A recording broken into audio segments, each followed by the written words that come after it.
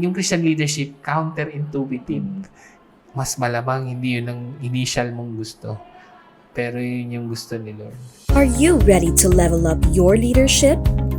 We all need to fill our cup before we can pour out to others. Let's clear out any blocks and clogs through this series and find our leadership flow. Welcome to Victory Baliwag Leadership Flow, episode 24. Welcome back, John. Thank you for being here. Excited ka ba sa topic natin ngayon? Yes, naman po.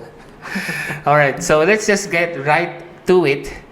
And let's just read the verse in Mark 10:35. And James and John, the sons of Zebedee, came up to him and said to him, "Teacher, we want you to do for us whatever we ask of you." And so the topic is about Christian leadership.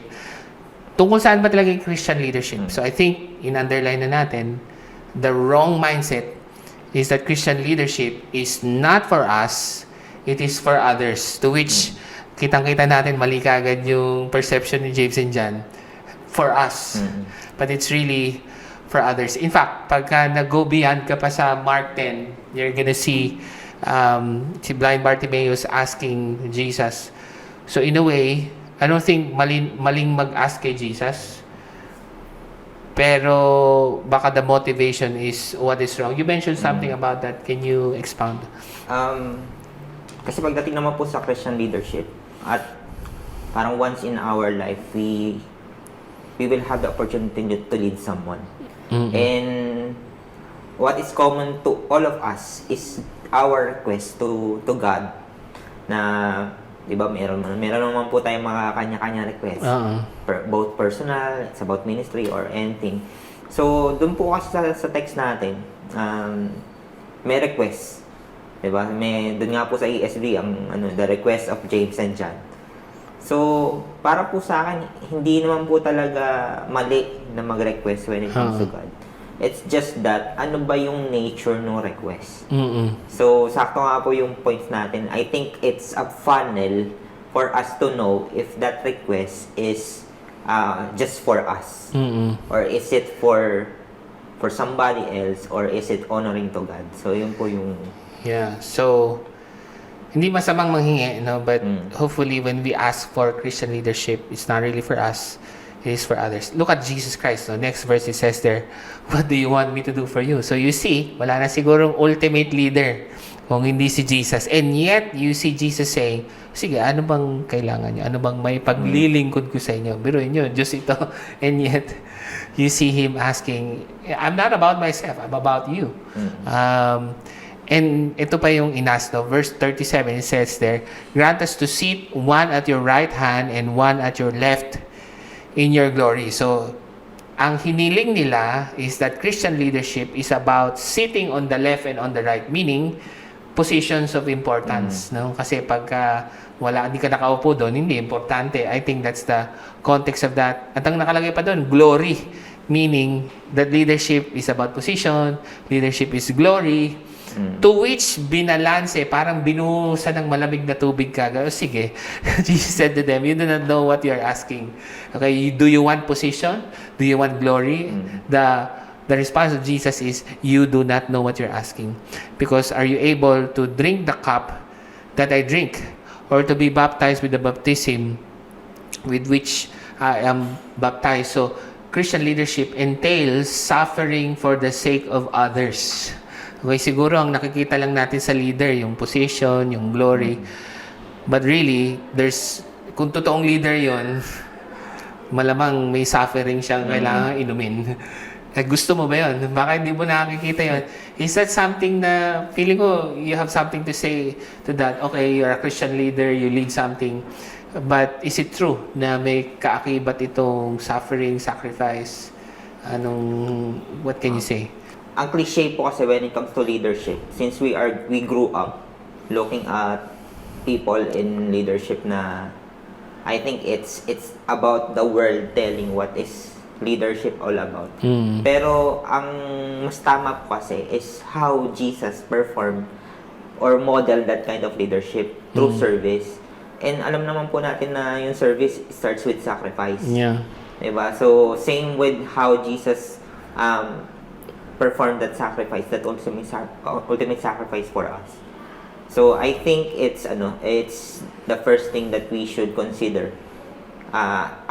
If our leadership is a Christian type of leadership, I think we have to consider ourselves. Are we sacrificing for others? Same as what Jesus did. Yeah. So ready to sacrifice means ready to lead. Let's continue, no? Sumagot pa nga, sabi niya, we are able. Hindi siguro nila alam kung ano yung hinihingi, no? And yet, sinakyan sila ni Jesus. Sabi niya, the cup that I drink, you will drink. Okay? And with the baptism with which I am baptized, you will be baptized. But we know that they're really not able. Kasi nga, even si Peter actually betrayed Jesus. They're not able. Really. And then, verse 40, it says there, but to sit at my right hand or at my left, is not mine to grant, but it is for the purpose for whom it has been prepared. So it is God who prepares someone for Christian leadership, no? And I think this is a great lesson, no, for anybody to take. Christian leadership is based on God's sovereignty and not really your hard work kasi mas magaling kang mag-pray. Christian leadership is not really something to achieve, no? But it is something that is sovereignly given. Now, let me encourage the Victory Group leaders na, ba't kaya ako Victory Group leader? Kasi magaling ako. Hindi. Si Lord ang naglagay sa'yo dyan. At hindi yun dahil magaling ka, pero dahil magaling si Lord. Alam niya na para ka dyan.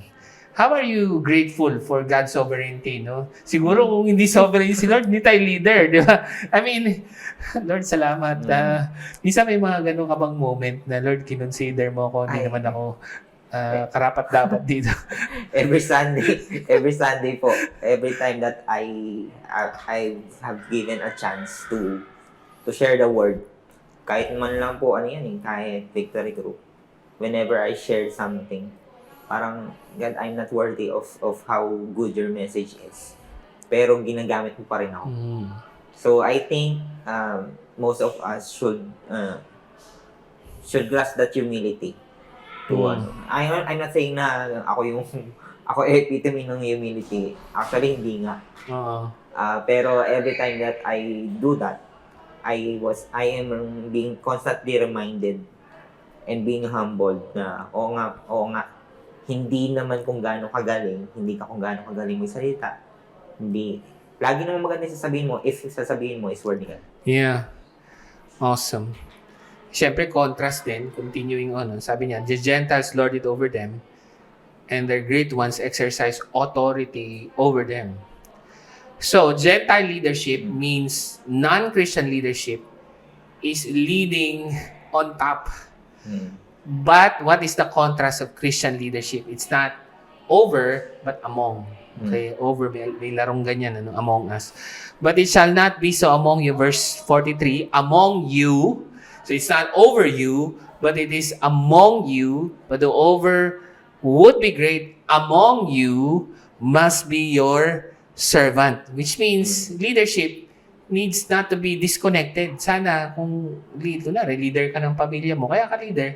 Kasi nandun ka eh. Kasama mo talaga sila. Nakatira ka talaga. It's not really parang once a week may pupunta dito tapos alis na siya. Hindi ganun, no? And even it says, and whoever would be first among you, among again, must be slave of all. Meaning, yung Christian leadership, counterintuitive. Mas malamang hindi yun ang initial mong gusto. Pero yun yung gusto ni Lord. And it's among you. Now, last idea, no? Christian leadership is among you, not disconnected, no? Which means, na-discuss lang yun sa Acts 19, yung mga itinerant Jewish exorcists. Meaning, disconnected talaga tong mga to. Kahit nga kay Jesus, disconnected eh. I do not know you. So, in a way, Christian leadership is really, hindi ito yung, hindi ka involved. Wala ka, basta linggo ka lang nandito, mawawala ka na, hindi. Nakikita talaga nila, you live among the people and you serve them. Ikaw, matagal na tayo dito sa church, 5 years or more. Does it help na talagang taga-Baliwag tayo? Hindi tayo yung kung sino lang na sa alis. How does it feel to be leading among the people? Unang-una po, parang kapag kasi when it comes to leadership, if we will be using the perspective of the word when it comes to leadership, nagkakaroon ng barrier between the leader and the followers. Diba? Parang sa um, minsan ayaw pang makisalamuha ng iba dahil nga leader sila. But it's, sabi nyo nga po, counterintuitive when it comes to Christian leadership.